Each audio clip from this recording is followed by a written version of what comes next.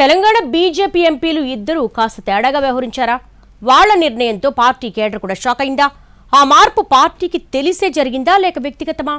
ఎవరా ఇద్దరు? లోక్సభ సభ్యులు తేడా అనిపించేలా ఏం చేశారు?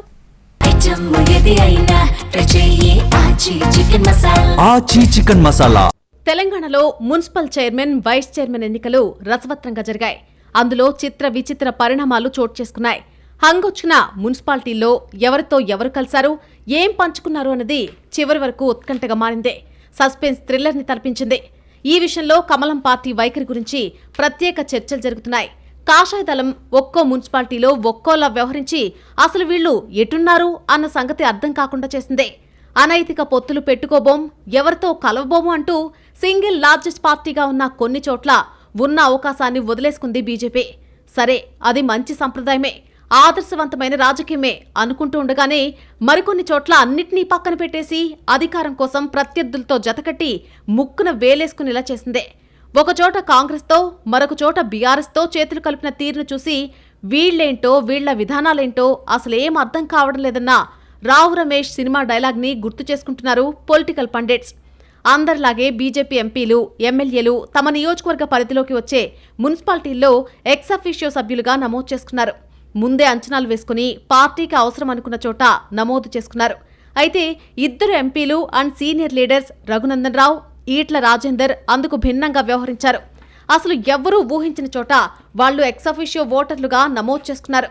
ఈ విషయం బయటికి తెలిసాక ఆశ్చర్యపోతున్న చాలా మంది వాళ్లు అక్కడే ఎందుకు నమోదు చేసుకోవాల్సి వచ్చింది, బ్యాక్గ్రౌండ్ స్టోరీ ఏంటి అంటూ చర్చించుకుంటున్నారు. మెదక్ ఎంపీ రఘునందన్ రావు ఇస్నాపూర్ మున్సిపాలిటీలో ఎక్స్ అఫీషియోగా నమోదయ్యారు.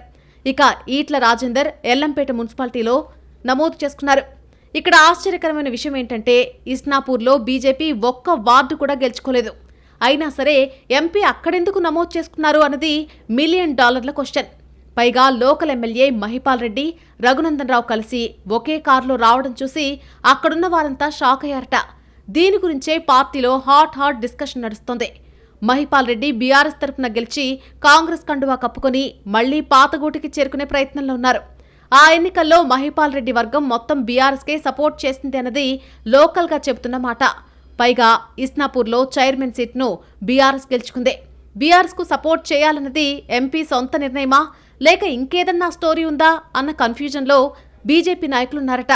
స్థానిక రాజకీయాలను దృష్టిలో పెట్టుకుని రఘునందన్ రావు ఆ నిర్ణయం తీసుకున్నారని ఆయన సన్నిహితులు చెబుతున్నా ఎమ్మెల్యే మహిపాల్ రెడ్డితో కలిసి ఒకే కారులో రావడం చూస్తుంటే అనైతిక పొత్తులు పెట్టుకోబోమన్న మాటలకు అర్థమేంటో తెలియడం లేదని మాట్లాడుకుంటున్నారు పార్టీ నాయకులు.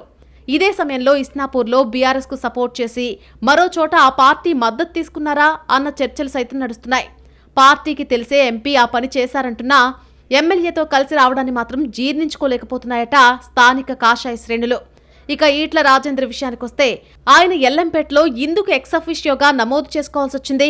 తెర వెనుక జరిగిన పరిణామాలు ఏంటి అన్న చర్చలు జోరుగా నడుస్తున్నాయి. మంచో చెడో చేసుకున్నారు సరే, మరి చైర్మన్ ఎన్నికను ఎందుకు స్కిప్ చేశారు అన్నది ఇంకో పెద్ద ప్రశ్న. మేడ్చల్ మల్కాజ్గిరి పరిధిలో ఆ పార్టీ ఒకచోట బీఆర్ఎస్ కు మద్దతివ్వగా మరొక చోట కాంగ్రెస్ కు మద్దతిచ్చింది.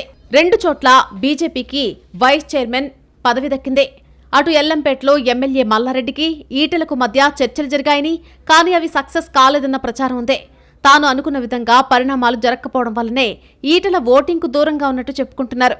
రేపు గ్రేటర్ పరిధిలో జరిగే 3 మున్సిపల్ కార్పొరేషన్స్లో ఎక్స్ అఫీషియో సభ్యులుగా నమోదు చేసుకునే అవకాశం ఇద్దరు ఎంపీలకున్నా దాన్ని వదిలేసి ఇలా చిన్న పురపాలక సంస్థల్లో ఎందుకు నమోదు చేసుకున్నారు అన్నది చర్చనీయాంశమైంది.